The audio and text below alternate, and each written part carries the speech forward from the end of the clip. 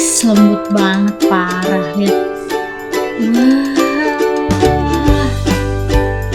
Wah, lembut banget.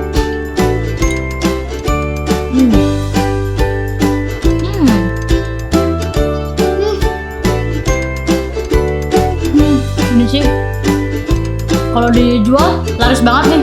Cuma pakai 2 telur, nggak pakai oven. Cobain bikin ya di rumah ya.